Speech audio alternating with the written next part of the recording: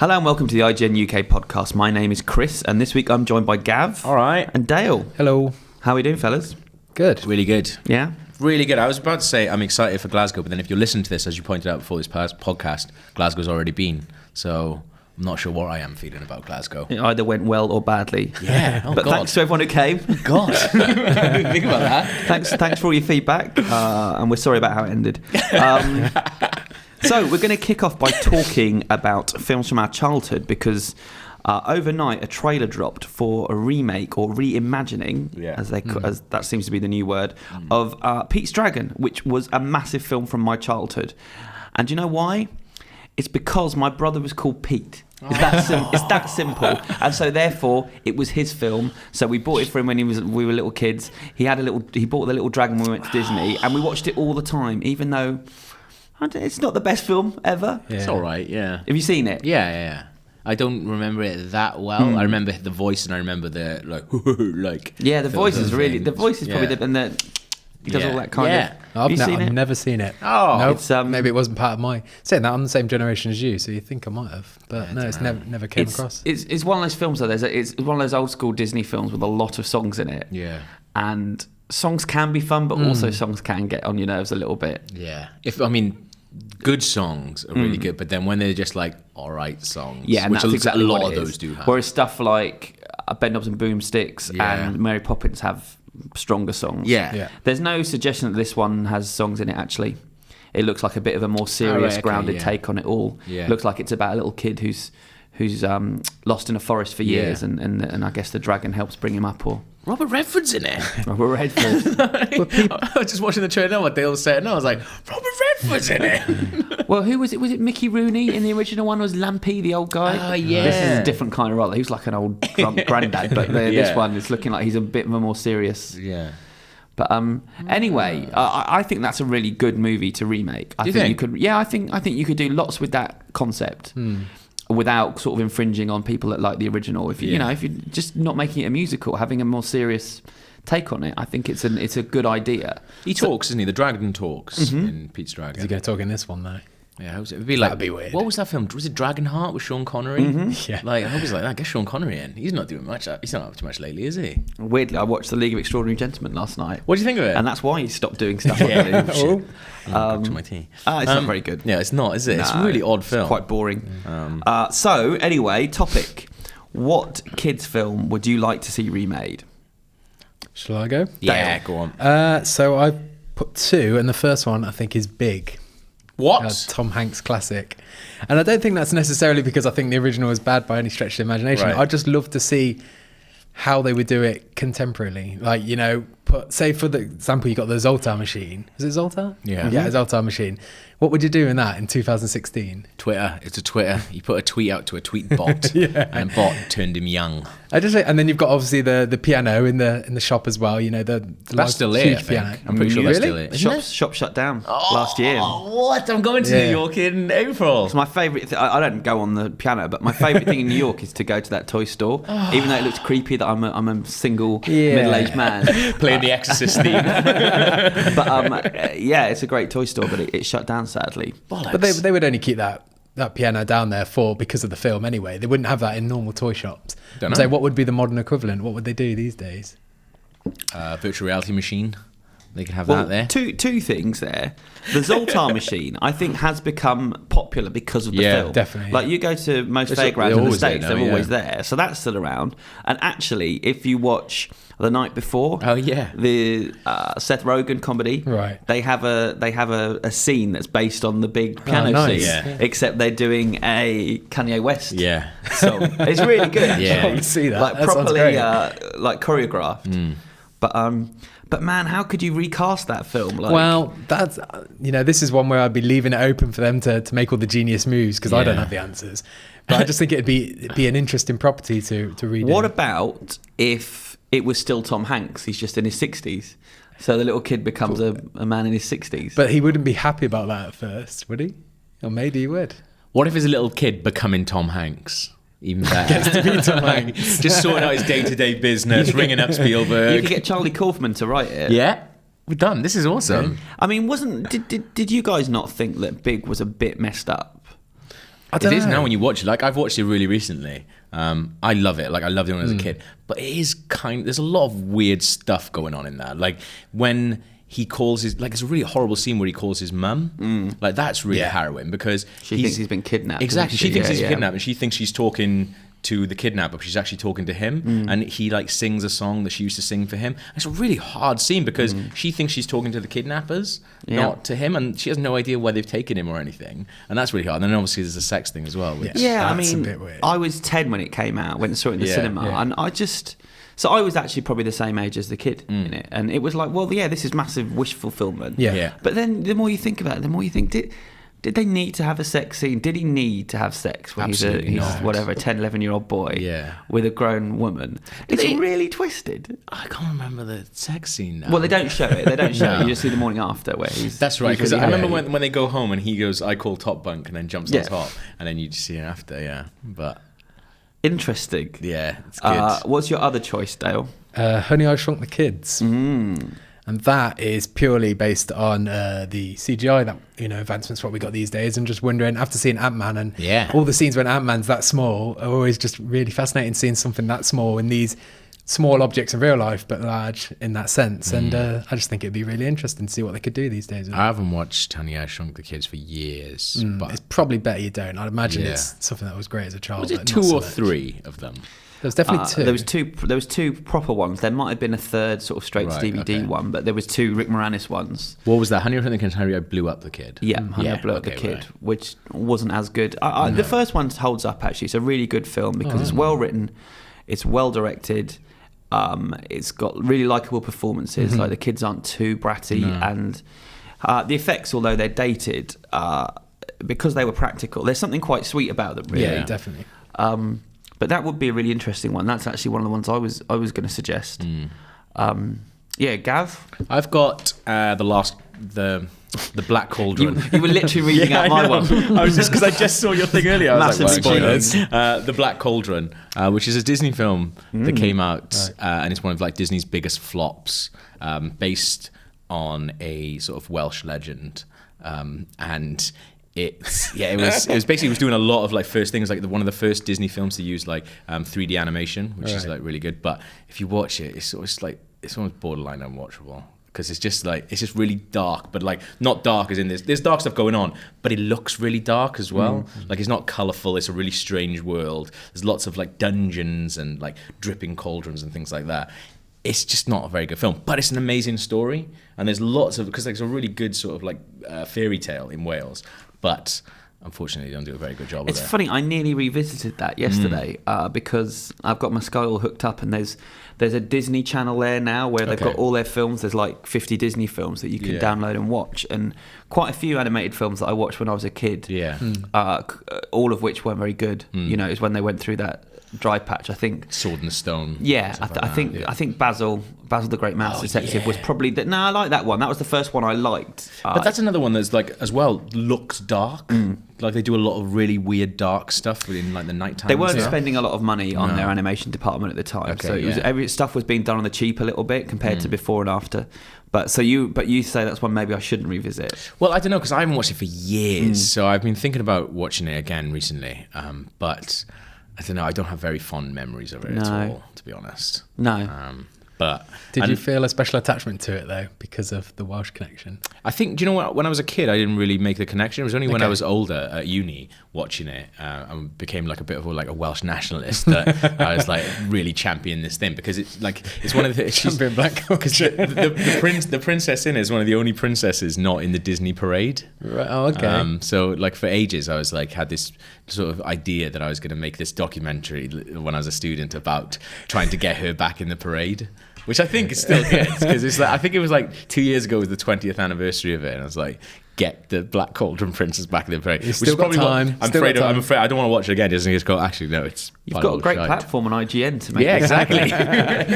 we can use the podcast. Just get her in thing. Well, we need to watch it first. We need to watch it. Okay, so let's go away and watch it, and then we can decide on the podcast. People can write in if they think she should be in the parade. I actually don't remember anything about the film, so I don't remember the princess. Yeah. Are they actually Welsh characters in it, or have they just taken the legend and Americanized it? I think some of them are, some of them aren't. But I need to watch it again. to be honest. And would it be live action or animated, your remake?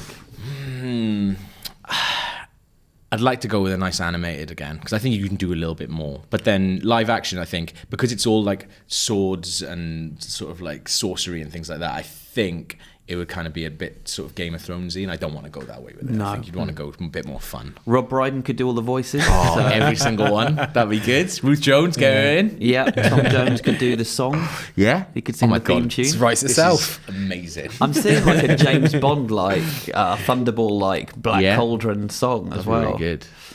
Well, that's excellent. Yeah. My choice is a film called The Last Starfighter, which annoyingly I've just realised I was planning to talk about on the Glasgow podcast. Yeah. But let's talk about it now instead, because there's enough to talk about then. It is one of the best kids' films that hardly anyone's seen. Yeah, I've never seen it. It came out in 1984, and it's just in the same way that kind of the Monster Squad came out that year, a year later, and no one really paid any attention to it. Everyone saw Goonies and talked about Goonies, where Monster Squad is as good, if not better. I think The Last Starfighter is it's a terrific conceit. It's really well scripted, it's well directed. It wasn't made for much money, but it looks like it certainly at the time. And it's about a kid who lives in one of those towns in America that kind of Amblin did so well, those Spielberg towns where it was kind of a dead end and life was really going nowhere. And Indiana. But he's kind of got a dream that he's got a purpose in life. He just doesn't know what it is yet. And the only thing he's good at is this video game at the trailer park. And he gets the high score in it. And little does he realise that these arcade games have been put on planets all across the galaxy to test starfighters, because they're looking for people that could pilot these crafts. And so he's visited by an alien who takes him away, and he gets swept up in this intergalactic war. And it's good, like it's scary in some bits, and they cut back to his family at home, wondering where he is, a bit like Big, and then he's up there, he meets all these different aliens, and the guy they cast as the main alien is really good.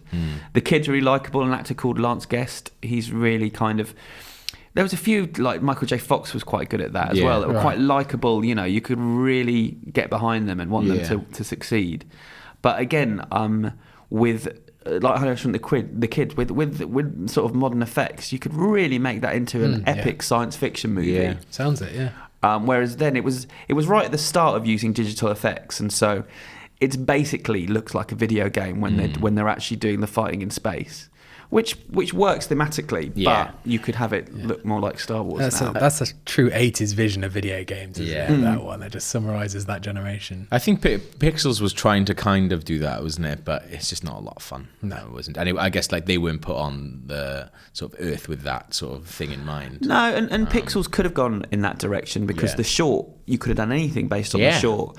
But it became an Adam Sandler film, so that's, for better or worse, and people like him, and people don't, but it became a different thing. You could have actually told that story in a really different way. I think so Seth Rogen and Evan Goldberg wanted to remake it, and they're doing a TV series called Future Man, which is essentially the plot of Last Starfighter, but unfortunately it's got Josh Hutcherson in it. And I think he's awful, so I don't want to watch that.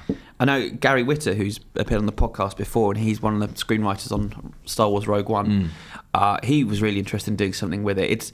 It's quite tangled up, the rights to it. The guy that wrote it, he's quite mysterious, and he's not really very clear in what he wants to do with it. I think he wants to do something with it, but he wants to do it himself rather than where you'd like team up with Seth Rogen. Give me some money, let it go. Ta-ra. But it's well worth seeking out if you want to check it out. That's like Dragon's Den style thing, isn't it? Like when you go into Dragon's Den, they're like, you've got a great idea, but you have no idea what to do with it. Do you want to, give me 60% of your company, I'll give you this money, and I'll make something good with it. And you see these people go, no, I want to do, oh God, just take the money from the people. There's no reason why he couldn't work with these other people. Exactly, I think he's been hard to get hold of. And then I think I saw one interview, I read one interview with him where he's like, well, I'm not hard to get hold of. I'm we'll do something with it. Yeah. But no one has been able to get that off the ground yet. So make it happen, Hollywood. Definitely. Yep. Right, Gav, you've been watching telly. I have. So have I. What have you? What have you been watching on telly? I've been watching Love, the Judd Apatow series. Now, I've been looking forward to this for a while. I put it in my TV to look forward to when we did that in the podcast back in December. And it's really good. Like, it's Judd Apatow like created it, so he's written all the episodes. He doesn't direct any of them. But it stars Gillian Jacobs, who was in Community, and a guy called Paul Rust, who I didn't really know. He's one of the bastards in Inglourious Bastards, but I don't know if you recognise him. Did not put that together at all. No. Yeah, he's also in I Love You, Beth Cooper, that Hayden Panettiere film. If you look at a photo of them two, he looks about 40, and he's meant to be the same age as Hayden Panettiere. It's hilarious. But it's really good. It's sort of focusing on these two characters at the beginning of their friendship. Like, I've only watched 4 episodes, but obviously everything's telegraphing for them to sort of get together. Of course, yeah. And it, like, Judd Apatow's films recently, like, I haven't really been able to click with. Like, I haven't really been to empathise with any of the characters. It's been a while. But this is completely different. It's not like laugh out loud funny, but it's just really, really entertaining. Well, you say that. I just watched the trailer a minute ago, and I caught myself laughing out loud several times. So I'm really looking forward to watching it now. Yeah, it's really, really good. I'm not sure on Paul Rust. Like, Gillian Jacobs is the best thing in it, and her storyline, and she's a really, really interesting character. The most interesting thing Paul Rust has got, and it's a thing that always annoys me about Judd Apatow films, especially Trainwreck. But when he puts... You mentioning Trainwreck? No, I'm not going into that. But when he puts these characters in and he gives them this, like, really crazy jobs that you just have no link to at all. Yeah, but this guy is a little bit different. Paul Rust is a tutor for a famous television actress who is played by Iris Apatow, which is one of Judd Apatow's kids. Yeah. So she's on, like, this TV series about witches, and he's her tutor. So it's actually used in an interesting way, even though it's like this, strange job.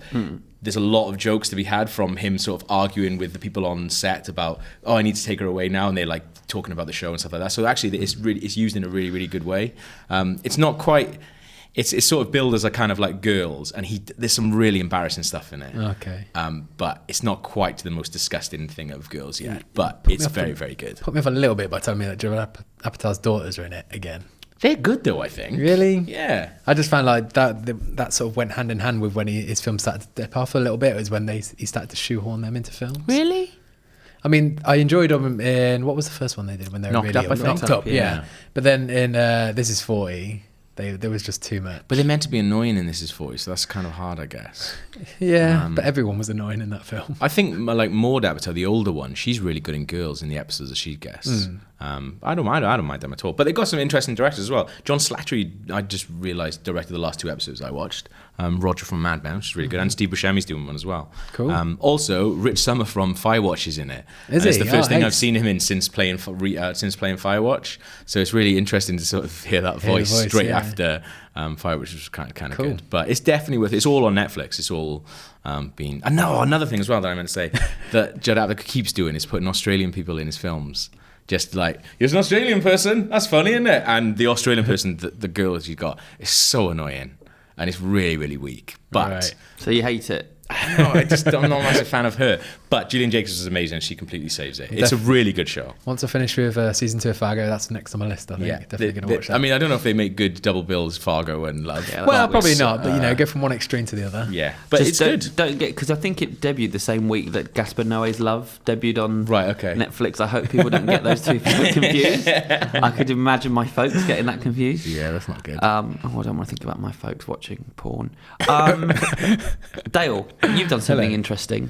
Yes, I went to see the new Batmobile from Batman. Did you get driving around? I didn't, which is disappointing. Did you get to look at the back of it? No, they wouldn't even let me look at the back of it. No, which I feel it was exposing it slightly. However, they did tell me that it was one. They made 3 for the film, and that was one of the 3. No way. That's what they told me. So I've seen your photos. Yeah. It looks like it's made out of cardboard.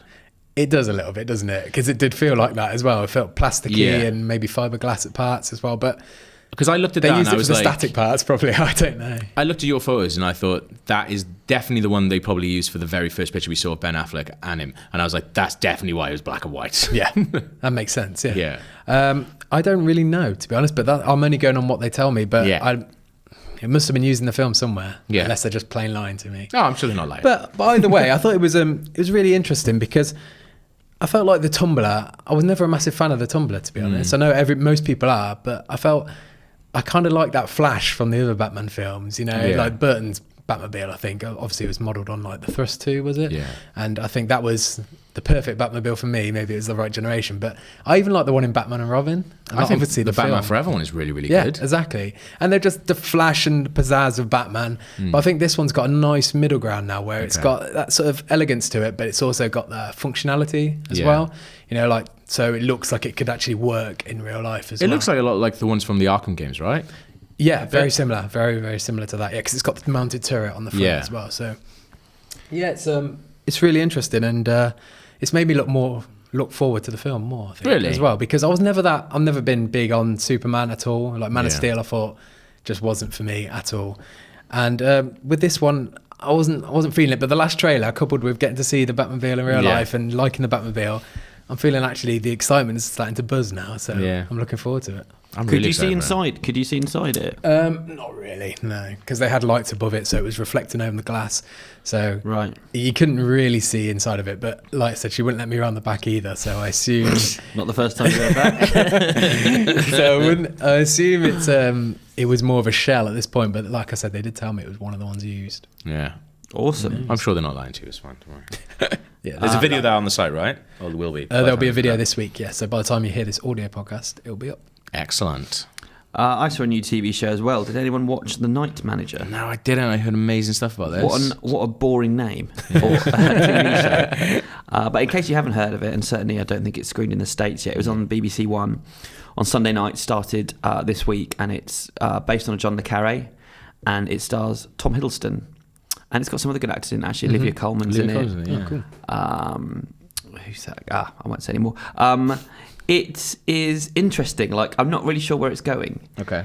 So I thought all this is going to be like Tom Hiddleston being like a spy, but he's not at the outset. He's literally a person that works on the front desk at a hotel at night. Oh, cool. But he becomes embroiled in something. Like, he sees something, he does the right thing, and it leads to someone else getting hurt, and then he's very angry and upset about it. And so that's kind of where we've left it without doing any spoilers. Yeah. After the first episode, it's what's he going to do? I think he's obviously going to start becoming a spy, basically, and working for Olivia Colman. But yeah, I just think it's beautifully shot. It's really it's quite dark and disturbing. There's something very uncomfortable about watching it. Directed by a really good director called Suzanne Bier, and yeah, I'm just really intrigued. Like, I thought it was going to be like Tom Hiddleston's audition for Bond, right? And it's not feeling like that yet. But he's very charming and suave in this. Oh, do you reckon he could be Bond? No. What? Stranger things have happened. Yeah, but it's just I don't see it. It's just not clicking for me. But maybe after I watch this program. You never know. He's got that breeding in it though, where he's a posh guy who has been in the army and stuff like that. Like, you feel like that's what. Yeah, that's who Bond is. Yeah, traditionally. But yeah, no, just a heads up if anyone else is watching it. I'm definitely going to watch that. I'm seeing High Rise tomorrow, which I'm really excited about as well. He's good in that. He's just really good. He's a really interesting actor. I know you weren't a massive fan of Crimson Peak. Like, I loved it, but I just loved him as well. Like, this is something, I don't know, just ridiculous. Even though he's obviously a really beautiful man, but he actually seems like he really enjoys films and being a nerd and being all these nerdy stuff as well. I just don't know where he came from. Just suddenly he was everywhere, and it was like, where normally you see this build. You know, I interviewed Cumberbatch like 10 years ago in his trailer once, and he made me a cup of tea, and that was a very slow, steady rise that he had. Whereas Hiddleston just seems to just arrived in a Marvel movie. And that you get that sometimes. We've talked about what's the guy's name from Avatar? Sam Worthington. Like, just out of nowhere, it was just like, oh, he's in everything now. Yeah. Like, that sort of kind of happens a bit, doesn't it? Yeah. But still, like, Tom Hiddleston's still the best baddie that Marvel have had. Yeah, really, definitely. Like, in film, just really good. Yeah. Yeah, I'm excited for it. I think it's going to be really good. Are you ready for this week's keyword countdown? I'll be honest, I'm never ready for keyword countdown, but you have stormed ahead though. Yeah, by one lucky guess. Amazing guess. But after 4 weeks, the stand-ins, top three, Chris, Rory, Alex. Chris has got 17 points, Rory's got 14. That's the closest. And you played less times as well. How many? Dale, you've only played once. You've guessed 2 films, and you have 4 points. Yeah, I know.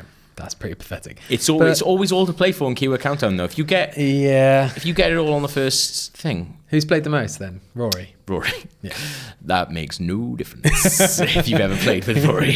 So, I think I'm genuinely terrible at this though. you're really good at it. No, I got one, and You're then the the rest of film them guy. I don't really get them. You're good at it. Right, so keyword counting, if you don't know, IMDb have got some crazy keywords for a lot of their films. I've taken some of the keywords, 10 of them in fact. The first person to shout out the name of the film from the keywords gets the points. You can shout out as many times as you want, and also play along at home and let us know how you do. Let's do this. Film number 1. One Night Stand. 50 Shades of Grey. Knocked Up. Yes! Have it. Outstanding. I was going to go Fatal Attraction. Nice. Dale. Good start. Dale. See? No, This you're is only... going to be the shortest game we've ever done. Well, if you listen to, I really pitched it wrong to TJ Miller, thinking there's no way he's going to remember some of the bullshit films he's done, and he was really good at that. But he kept saying Yogi Bear for every one. He was going to get it eventually. The best thing was like, later on we played that with Rory, even though Rory had already seen all of them, he got none of them. Classic Rory. Here we go. Film number 2. Oh, I'll let you know. Sorry, what was that? Film number 2. Oh, I thought it was a clue. No, it wasn't. Sequel. Police Partner. Lethal Weapon. Urban Gothic. Beverly Hills Cop. Writing in Blood. Batman. Severed Hand. 7. Yep. Oh, Nice. I thought that was going to be a good one to put down. Oh, Chris has raced back out in front. The other clues for that one, sorry. Torture, tied to a bed, foot chase, off-screen killing, living person mistaken for a dead body. No box. No mention of a box. 7 Deadly Sins was the last one. 7. Film number 3. Ooh. Dead Child with Eyes Open. The Orphanage. Fantasy World. World War II. Pan's Labyrinth. No. Yes! Is it? Ah, Yes. excellent. Amazing. This might be a record score. I was going to go Lion Witch in the Wardrobe. No good. The other clues: phonographed, lifting a male into the air, tyrant, magical realism, reference to Franco, horns, eyes in hands. Eyes in Hands. I think most people would have got it off Eyes in Hands. Yeah. This is our closest game yet. Film number 4. Guinness, In Bruges. Florida, husband-wife relationship, Scarface. businessman, flamboyant tie, rivalry. King of Kong. Yeah. Do you know, that came into my head a second ago as well. When you said Flamboyant Town, I thought, no, it can't be that. Oh, Billy Mitchell. Flamboyant tie. This is awesome. Why is Guinness the top? Guinness World Record. Tough. The other clues: tournament, arcade, game playing, world record. Okay, final one then for this week's keyword countdown. Well, what's the score before the final one? Oh, I've lost this important. week. All right, I've fill lost it, this fill week, it. but I feel like overall I've kept myself in it. 7, something like that. You need to fill this for me. I've got 18, I It's think. fine. And Chris has got... This is dead air. 12? This is dead air. 18 to 12 this week. Yeah, but overall, obviously, it's still close. So Chris needs to get it in the first 3 answers then. You could take the lead, yeah. But you could take the lead overall as well, not Oh, just really? this week, Dale. Yeah. Here we go. Tech noir. Retro future. Blade Runner. Yeah. Oh, man! No, that means he wins as well. Jeez. Tilly's nailed that. Lovely stuff. Absolutely Fair nailed play. it. That's lovely stuff. Brilliant. The other clues were genetic engineer, fugitive, based on a novel. These are my favourite. Character repeating someone else's dialogue. Character asks, what generation are you? Keyword. Character asks, do you like our owl? How are these keywords? Head, that's what it is. Head crushed with bare hands, origami unicorn. Tilly remains top of the board Fair play. for another week. That's got to And be the highest scoring game, though. So It was, far. yeah. Fantastic. Well, those are the positives. Yeah. Let's have some negatives to balance it out. Okay. And weirdly, I'm going to talk about Blade Runner. Really? So they've announced a release date for Blade Runner 2, and Okay. it is Yep. January the 18th, I think. Of what? January the 12th, 2018. Okay, right. So it's going to be a January next year release. then. I'm just not happy about it. I just don't think this should be happening. Now, obviously, It's 100% happening. It's yeah, not oh, yeah. like... No, it's totally. They start shooting in July. Christ. Dennis Villeneuve's directing it. Ridley Scott's come up with the story with one of the original writers. Ryan Gosling and Harrison Ford are starring. Absolutely. Yeah, this is not new news. This is Wow. after being burnt by Prometheus, I just think when something is just a perfectly formed little science fiction film, just there's no need to add to that story, or I don't need to find out what Deckard's doing now. The ambiguity that's there, they're going to take all that away. I'm fearful. Now they've got a really good director doing it, which maybe is a good thing. Although I've always thought if they wanted, if it's so important to do a sequel to Ridley Scott because he's producing and done the story, why isn't he directing it if it's that important? But equally, obviously, I didn't think he nailed it with Prometheus. I thought he actually... I guess it depends on how much he's actually... I mean, it sounds like he's going to be really heavily involved. Maybe just because it's a really tough shoot to do, I guess. He's an oldish man now. Well, he's doing... And he's got so much other stuff. Too. Yeah. He just didn't have the time. But I don't know. I'm just deeply concerned about this. Just so many of my films seem to be getting spoiled. My favourite films are getting spoiled by people. And I do find it does spoil the film a little bit. You can say... the original will always be there for you to watch, but with something like Prometheus, now I can't have it in my imagination because I now know where the space jockey comes from, and it'll always be in my head when I see that scene in the original Alien, and so it does spoil it a little bit for me that it's a ridiculous CGI man running around. It definitely does for Alien because like when you watch that film, even now when you watch it, and there's some stuff in. Alien Isolation about it as well, so you see the space jockey in there. It's such a weird, strange, and not knowing what it is. As you said, like a really interesting point you made, like about ambiguity, and like that's some of the scariest stuff in Alien, when you're just like, what is going on here? And then when they're just like, oh, we're going to give you 2 hours of over-explaining exactly what it was. It's like the midi-chlorians, isn't it? It's explaining something that doesn't need to be explained.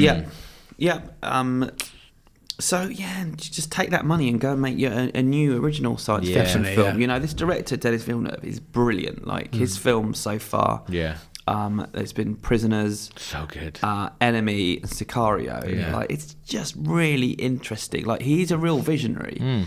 I just like to see him tell his own story. Or even knowing that Harrison Ford's going to be back in it. It's all good and well, but maybe I don't really want to see the continuation of his story. I feel like his story ended. Let's tell another, deal with other characters in that world if you have to. But what is it about Blade Runner that they're going, oh, we need to make another one of this? Like, because I guess it's a bit of a cult sort of classic, really. Like, is it a sure thing?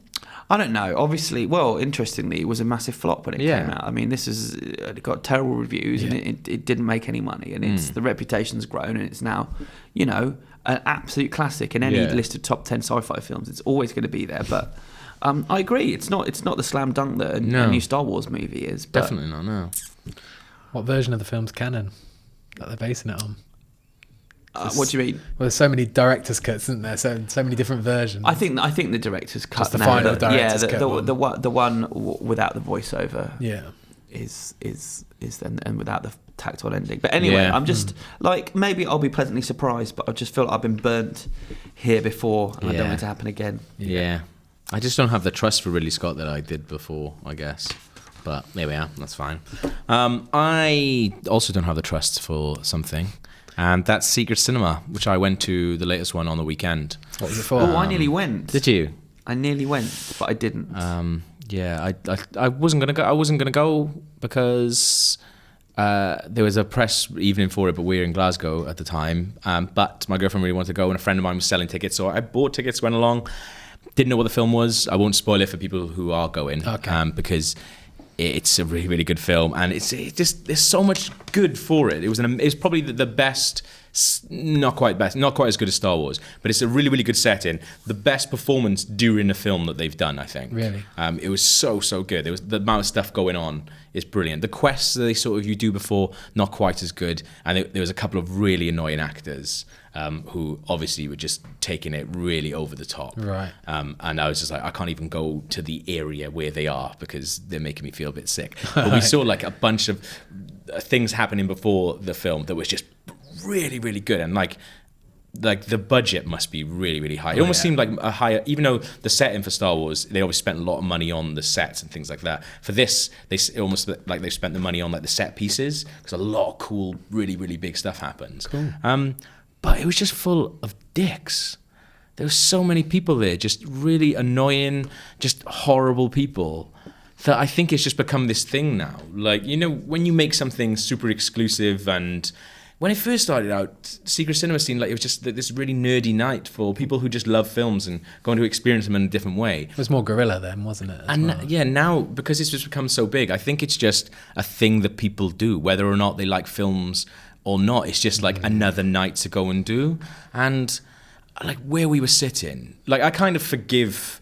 if you ever listened to this podcast before, like I have a lot of rules when I go to the cinema about like people shouting out or using their phones and stuff. Luckily with this, they sort of control the phones thing because you make them seal you. Right. But like I kind of forgive a lot of that stuff because people do shout things out, and you want people to get involved. Of course, and like actually when you walk into the first setting, I looked around and I generally couldn't. It's kind of like a 60s like World War setting sort of thing. And I was looking around, I generally couldn't think who was actually actors and who was part of it. I couldn't tell at all, and that was brilliant. Ace.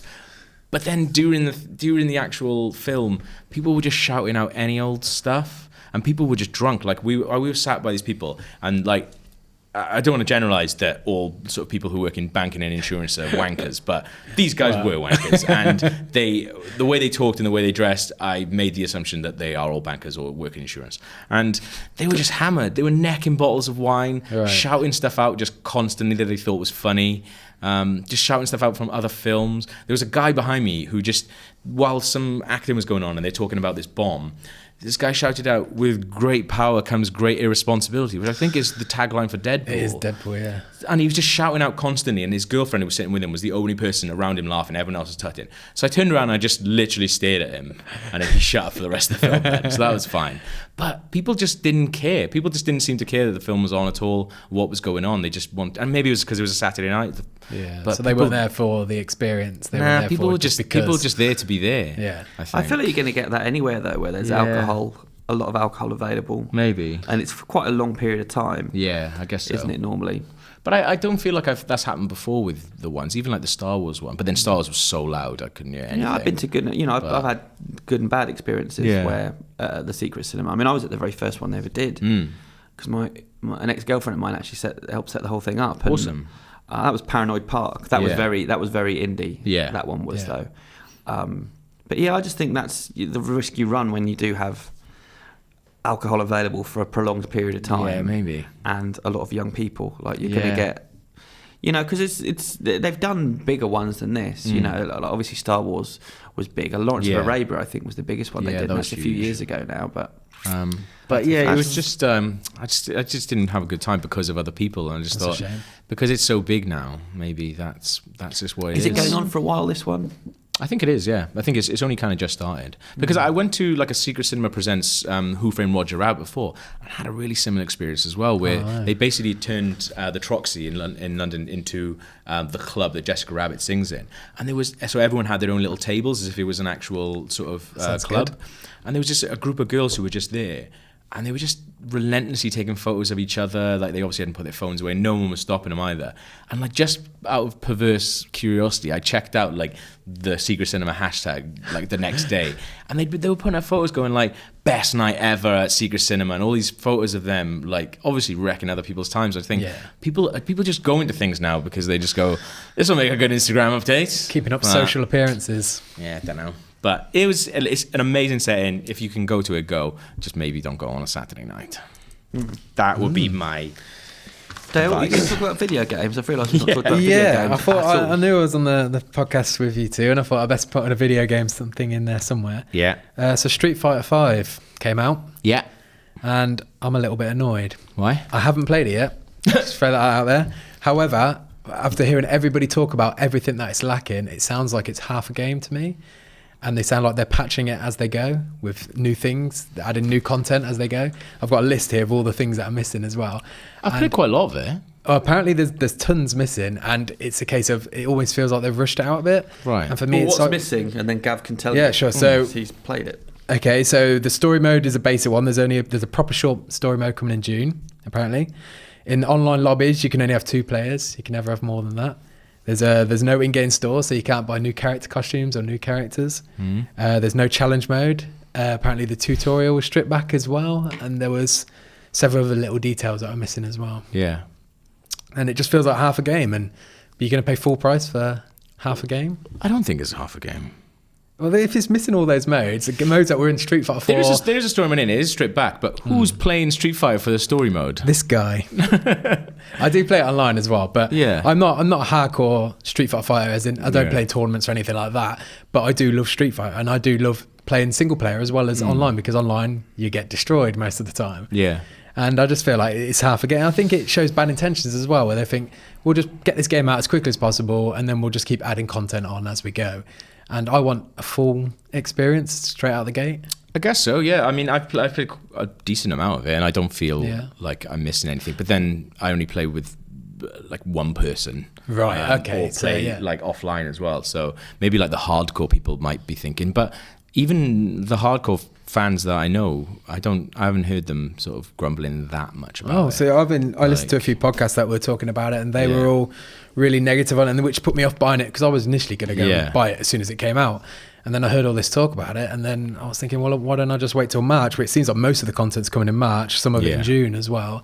I thought, well, I might as well just wait then. But it's that kind of game, though. It's a fighting game, and like, I don't know, you are going to get all that content eventually. Yeah, but is that how you buy your media? Like, buy it and think, oh yeah, I'll get the rest down the line. No, but that's different. Like, I don't think there's any. There's not other many things that you could do it with, but I think a fighting game, I think it's actually quite forgivable to do it, because they didn't do it in Street Fighter 4 though, which. But that was being made for years and years and years. That's true. But I would have rather waited and just released the whole thing, and then I go and buy it, and then I can play it day one, instead of thinking, well, I can't do this right now, but in a few months' time I'll come back to it and then I can do it. It's a good way of them keeping you playing it as well when you buy it, because it's or not getting me to play it at all. Yeah, it's keeping people interested for that amount of time. But yeah, I have to admit, like, I didn't, before I saw all these stories about things that obviously were coming in March and things like that, I didn't feel like. Well, our own review on the site said how obviously it's a solid fighting game, and I'm sure it feels great and it plays great, but it's missing a lot of key features. On our own review said that. So for me, it's wait until all these features are out and then pick it up. Then I think. Yeah. Which is a shame, because I'm a Street Fighter. I've got a tattoo on my wrist of Street Fighter as well. That's how much I love it. But you have to wipe it off now. Yeah, you got any paint thinner? That's how it works, isn't it? Let's have some feedback. I think, Gav, you have the first piece. I do, from Greg Christie, who says, after you guys mentioned the other week that Spielberg has moved Ready Player One out of the way of Star Wars, I've recently been reading the book. Have any of you guys read it? What do you think? And how the hell are they going to make that movie? Do you think they'll be able to get all the appropriate licenses? I haven't read it, but you have. Yeah, I actually wrote an article about it about 4 years ago now on the site, and it was called Read This Now, Ready Player One. And it was just kind of an overview of the books without going into too many spoilers. It was more the setup of the storyline. So if you want to check that out, but I really enjoyed it. I think any self-respecting geek would, particularly one who's grew up in the 80s as well. It's a very nostalgia-driven story. Yeah. But I still think if you're younger, much younger, I still think you'd get something out of it. And it's kind of an education in the TV shows, the games, the movies, the music we were all listening to and watching back then.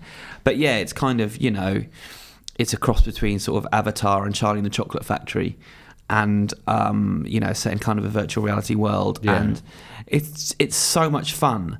But the big challenge will come as Greg says, in terms of the rights, because it's the stuff that's covered in the book is more made by different studios, different TV stations, different video game studios, and like named actually by names. Totally. Yeah. There's stuff that happens in Back to the Future in there and stuff like that. And, there's a DeLorean and all. They would have to do some kind of cross studio. Yeah. But the fact they've got Spielberg directing it, that's going to help, because everyone's going to want to work with Spielberg, and it should have a knock-on effect for these films as well. That they're sort of part of this story, and I think deals could be done potentially. Yeah. Kind of like the Marvel Spider-Man deal that was recently done. Yeah. But I was talking to you, Gab, beforehand. You were saying you might wait and read it after the film, but that's maybe the reason to read it, is because there's a lot of stuff in that book that won't make it into the film because of that, because they can't include everything. Yeah. And so I think you'll get a lot of sort of added value by reading the book. Yeah. And it's a really fun, easy read. But the mind boggles at how they're going to put it on screen. But that's exciting, Yeah. Do you think, because like a good crossover, like an example of something that crosses over quite a lot of stuff in video games is the Lego stuff, because like Lego Dimensions, it's got so many different licenses. Lego's got so many different licenses. Like, it was made by Warner Brothers, but it's still got, you know, Star Wars and things like that. Exactly. So that's a good example of how it can be done sort of well. And even like Wreck-It Ralph, like you see all these different sort of like Sega, Nintendo characters like side by side. So I guess it's hard to do. I remember interviewing someone from Nintendo about Wreck-It Ralph, and they were saying that it was one of the hardest things because they had like a meeting that lasted like about 2 weeks. I guess they went home for breaks and stuff like that. But no, 2 weeks. We're sitting there, we're thrashing this out. Yeah, about how like big Bowser is and how he would hold a coffee cup, and they were just like, okay, well, Bowser's this dimension, coffee cups are generally this dimension, so what would he have his own coffee cup that he's made, or would it just be the coffee cup that everyone else is having? In that case, how does his hands hold it, and what kind of way would they hold it? For 2 weeks. There's a lot of stuff involved. And ultimately they ended up with Bowser, but not Mario. Exactly. So, although I know that they are negotiating for the sequel. More on that soon, actually. That's good though. Yeah, no, I'm excited. I might read it then rather than wait for the film. I'm super excited. And plus, you've got 2 years till the film comes out. To forget about it. I got an email from Khalid Al-Balawi, who says, just saw Deadpool today and a person behind me fell asleep full on snoring during the movie, which reminded me of a movie-going experience I forgot to write to you guys. And you were talking about secret cinema then. This reminded me of that. God. This is awesome. At a midnight showing of The Dark Knight, back when they had midnight showings, the movie cut out and the lights turned on in the theatre with 15 minutes left of the film. Everyone in the theatre groaned as the crew tried to sort things out. With this being the first showing in my area, people naturally were in costume, and 2 people decided to get up on the tiny ledge in front of the movie screen and put on a show. Amazing. One was dressed in a well-done Batman costume, and the other was in a terrible Joker costume. And I mean terrible to the level of the Goblin Rory saw at Gamescom. Amazing. Watch that video if you haven't. So good. Since we all hadn't seen the end of the movie yet, the people on stage fake fought to determine the end of the movie for us. The fighting was almost as awkward as the Goblin Spider-Man fight too. The crowd cheered and laughed, and some threw trash at them. 45 minutes later, the movie turned back on, and we were able to see the end of The Dark Knight and get a free movie pass to a next movie for the trouble. That's good. Nice. That's awesome, though. Yeah, I hope their show lasted for 45 minutes. Got to keep going. That's good. That's a nice cinema experience, I think. Yeah. And also just reminded me about that video of Spider-Man and the Green Goblin. It's a fantastic video. Yeah, just one of the best we've ever done. If you guys haven't seen that, it was just Rory had his camera and he was on the shop floor and he was filming a Spider-Man, and the Green Goblin showed up, a really crap Green Goblin to fight him, and it's just these 2 people who've never met improvising the worst fight you've ever seen. Oh god! And we got it on the site. I don't know how you find it. Just Google. I think if you Google IGN Spider-Man Gamescom, it must be the only thing that comes up. It's really funny. Yeah, but that's good. Excellent. Dale's yours? Cool, yes. This is from Taylor Massey, and it starts off with, this is to Chris Tilley. I've just finished Lost, and I did not expect to see Peter Molyneux show up in crystallized mechanical ball as the creator of the island. With the script and pen in hand, he wrote the events as they played out with the clues as to he would finish the story, much like the writers of the show, which paid off very heavily with symbolism and left me feeling a sense of ambiguity. It was at this point Jack impaled Peter with a sharpened spear made out of a branch pulled off a tree, and Hurley replied, "Dude, wicked." Now I don't understand that. Is that how Lost ends? I mean, don't spoil it for me because I'm now into season 5 or 6. But I think it's meant to be a joke. I'm going to confirm that's not how Lost ends. Well, spoilers. It's good that I know that now. You're still watching Lost, Yeah, I'm into the final season now. Awesome. Yes. That the 5th season was terrible. Yeah. Peter Molyneux showing up is the best thing that could possibly happen in Lost. That would be really good. Did you see that thing where someone hacked his account apparently and said he was He retiring? No, I didn't see It's really funny. Awesome. Someone said he was retiring because he just couldn't cope anymore and he wanted to apologise to everyone. And then like 10 minutes later he goes, guys, my Twitter's been hacked. I'm not retiring. But everyone had just jumped on it. Poor Peter. I've got one from Edward Banks. It says, "Hello, UK brethren," and Rory. "I need to send an email, otherwise it would bug me to no end. The Cat and Fiddle Road is attributed to a road that houses the Cat and Fiddle pub, one of the highest pubs in the UK. It sits close to Snakes Pass, linking Sheffield and Manchester." So this is something that's been going on for ages now, isn't it? I don't know what this is. I don't know. Like, if someone listens to all the podcasts and can put together a timeline of the Cat and the Fiddle stuff, because I don't know what this is. Was that a few weeks ago? I know there's a nursery rhyme. It's been going on for so long. But that's the thing. It's been going on for so long, but I've only been part of some of the podcasts. Yeah, exactly. So I'm hearing like tiny bits. This is like Lost. This is like our version of Lost. But basically, there's a road called the Cat and the Fiddle Road, which apparently is one of the most dangerous roads in the UK. Someone wrote in about it, and we don't know what it is anymore. Right. It's just like... But we have the answer. Okay, Yeah. the road is notorious for bikers speeding across it and flying off blind corners. Imagine Rory driving a bike through the hills GTA 5 and you have a good idea. Also, of all the places in the north, why Macclesfield, Alex? I don't understand what that is. No. Well, do we know where it is? I don't know. Okay. Oh, Lincoln, Sheffield and Manchester. It sits close to Snakes Pass. Linking, Sheffield and Manchester. Are they linked? Yes. Well, play cat and fiddle, I guess. What? I don't get the last bit. Or about Macclesfield. No, not to me. But it's probably... That's the thing. That's the problem with having like a rotating... People bank. listen to it, don't they? And they just type it out immediately. I printed that out because I thought you guys would know, so that we're lost. But thank you for the email. I'm sure that's... At one point, you'll write in and we'll be when Alex is on the podcast, and I'm sure that'll make a bit more sense to him. So. This is a long email from Terry Hurley. I won't read it all, but I'll give you the gist. He kicks off by saying, Gavin, you make me laugh. Oh. Oh, it's good. And make me angry. Oh, Okay. bad. You are so opinionated that it gets me angry. Then I realise that I am just as opinionated and realise that it would be a good idea if we never met. It's kind of a vague threat, isn't it? Just carry on doing what we're doing now then. Anyway, having said all that, I did feel that you may have held back slightly when answering the correspondent who stated that you were the one who was in the wrong when remonstrating with people who use their phones in the cinema. I was so angry when listening to this email that I felt I just had to write in. Oh, God. Apparently, as long as you are quiet, according to some people, it's fine to use your phone. No. Really? So when I'm distracted by someone using their phone that has a screen that is bright enough to be seen from space, that is not a problem? Question mark. And so basically, Terry goes on to actually completely support you and agree with you. That's what he's saying. And he talks a fair bit about these Mark Strong adverts. I haven't seen these, but apparently he's in an advert telling people to keep the cinema dark as well. Okay, right, yeah. And Terry says basically, who should you listen to? Some toe rag in the cinema with their phone, or Mark Strong? Probably Mark Strong, But I would say Mark Strong often plays a villain in movies, so how do you know he might have an ulterior motive for telling you to keep your phone off? So you Depends can't what Mark find out Strong that there's is, some isn't atrocity happening outside. Kingsman Mark Strong, I'd listen to him. Yeah, although I don't like the fact he does that Scottish accent that's totally unnecessary. Yeah, he says, when it comes down to it, who should I listen to when it comes to cinema etiquette? Mark Strong, on behalf of the cinema management, telling everyone to shut off their phones so we can fully immerse ourselves in the feature presentation, or to some upstart who feels that their insignificant social life is more important than the rest of the audience's enjoyment of a film. And people wonder why piracy is so popular, when the cinema-going experience is so unpleasant because of such egotistical and unthinking people. Blimey. And that was sent in by Mark Strong, right? But I think we agree with Terry Hurley. Like I say, it's very simple in Austin at the Draft House Cinemas. Keep your phone silent and dark. Yeah.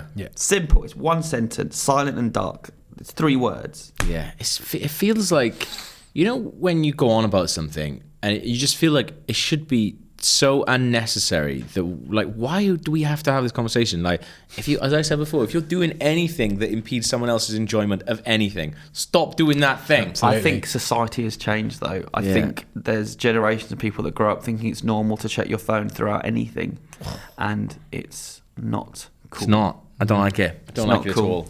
All right, I feel like we're ending on quite a sour note there. Yeah. Can we say anything positive to... What's coming up? Glasgow? Or, Glasgow's happened. It's been. Glasgow's happened. But you know what? We want people to write in with suggestions of films from their childhood they'd like to see remade. Yes, definitely. So, write in. The email address is IGN_UKfeedback@IGN.com. Yeah. Any parting words? I love you all. Thank you for listening. Thank you for Goodbye watching. and good luck. Cheerio.